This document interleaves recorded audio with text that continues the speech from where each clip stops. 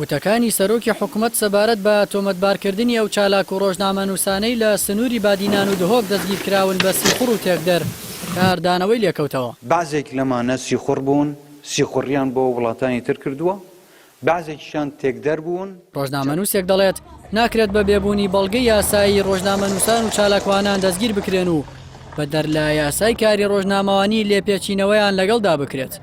لە کاتێکدا کابینەی نوێم هەڵگری دروشمی چاکسازی و گۆڕانکاریە، بەڵام ئێستا پێچەوانەکەی دەبینرێت.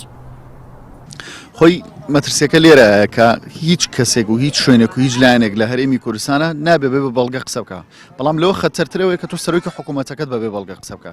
ئێستا سەرۆکی حکوومەت هەرێمی کوردستان هاتووە بەبێ بەڵگە کۆمەڵە کەس بە جاسووس و بە بەکری گیراوە بە تێکدەری ئارامی و ئاسایی شێرمی کوردستان تۆمەتبارەکە لە کاتێکە هیچ بەڵگەیەکی پێنێ، هیچ ئەدیلەیەکی پێنێ. ئەمە نەک تەنها لە ناوخۆی هەرێمی کوردستانە، ئەمە لە سەرانسەری جیهانیشدا تۆ مابێتە سومعشکانێک بۆ هەرێمی کوردستان کە تۆ ڕۆژنامەنووسەکانت بە جاسووس ناوە بێ، ڕۆژنامەنووسەکانت گومان و نیشانی پرسیاریان لەسەر دروستەکەی کە لە سەرانسەری جیهاندا ڕەنگە سبێنێک کە توێک ڕۆژنامەنووسی کە منێک ڕۆژنامەنووسم نەتوانین وەک پێویست ئەو کاری کە هەمانە بتوانین لە دەروی هەرێمی کوردستان جێبەجێ بکەین. لەبەری ئێمە نیشانی پرسیارمان لەسەر و سەرۆکی حکوومەتەکەی خۆشمان نیشانە پرسیارەکە لەسەر دروستکردن کە ئێمە جاسووسین. بۆیە زۆر خەتەرە ئەگەر بێت و سەرۆکی حکوومەت بەم ئەقڵێتە بیرکاتەوانێ و بەم شێوازەی ئێستا کار لەگە ڕۆژنامەنووسانە بکە. ئەم کابینێ نای کابینی چاکسازی بوو بەناو، دەبوو حکوومەت هەرێمی کوردستان لە کەسەوە نزیک نەبووە لە ڕۆژنامەنووس لە دەستگاکانی میدیا و زۆر باش نزیک بووە و زۆر مامەڵێکی نەرمی بکردن، بەڵام بە پێچەوانەوە ئێستا حکوومەت لە دۆڵێک و ڕۆژنامەنووسان لە دۆڵێکن. سکرتێری لقی سلێمانی سەندیکای ڕۆژنامەنووسان دەڵێت تا دادگا تۆمەتێک نەسەلمێنێت ناکرێت کەس بە تاوانبار و بە سیخوڕ نای بهێنرێت.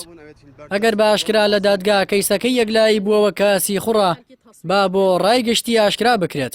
بە پێچەوانەوە ئەگەروانە بێت تاوان بەرامبەر کەسی دەستگیرکرا و ئەنجام درراوە. ئێمە لە هەرێمی کوردستانە هەرێمی یاسا و قانون و دادگایە، هەر کاتێک دادگار هەر کەسێکی لە تۆمەتبار و کرد بە تاوانبار بەپی هەر یاسایەک بێت سزای خۆی وەرەگرێ، ئەیتر چ سیخوڕی بێت چ کڕین و فرۆشتن بێت چ هەر یاسایی بۆ لەبەری کە دادوەر ئاخر جار کە چەکوشەکە یەشێتە سەر مێزەکەیە لەو حاڵەتەیە بڕیارەکە ئەدرێت هەموو کەسێک تۆمەتبارە هەتاوەکو دادگا بەسەریا تاوانباری ئەچەسپێنێ. ئەوەی کە دوێنێ جەنابی سەرۆکی حکوومەت باسی کرد ئەڵێ سیخوڕن، ئەگەر دادگای سەرمێنێک کە ئەمانە سیخوڕن ئەبێت بەپی یاسای ئەو یاسانی کە بەرقەرارە دادگایی بکرێن و خەڵک ئاشکرا بێت کە ئەمە ڕۆژنامەنووس نیە ئەمە سیخوڕە. ئەگەر سیخوڕی ژنین تۆمەتیان بۆ دروست دەکرێت بەڕاستی ئەمە خۆی لە خۆیان تاوانە ئەگەر بە کەسێک بڵێ سیخوڕ و سیخوڕ نەبێت.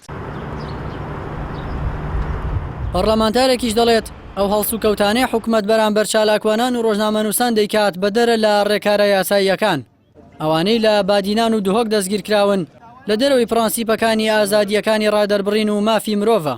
ئەم هەڵسوکەوتانەی حکوومەت بەڕاستی لە دەرەوەی پرەنسیپی یاساییە، لە دەرەوەی مافی مرۆڤە کە خەڵکەگری با پیشەکەی هەرچی بێ، مافی خۆیەتی بەرگی لە خۆی کا، مافی خۆیەتی دادگایەکە ئاشکرا بێ، مافی خۆیەتی کەسوکاری سەردانی کا، مافی خۆیەتی ئەشکەنجەی نەدەی، مافی خۆیەتی بە یاساکان مامەڵی لەگەڵا بکەیت. ئەوەی ڕۆژنامەنووسە ئەگەر لێکەوتەی کارە ڕۆژنامەنووسەکەیەتی بە یاسا ڕۆژنامەنووسیمانەیە لە کوردستان و تەنانەت یاسامەدنیەکانی کەش هەموو یاساکان مافی هاوڵاتی ئەپارێزن.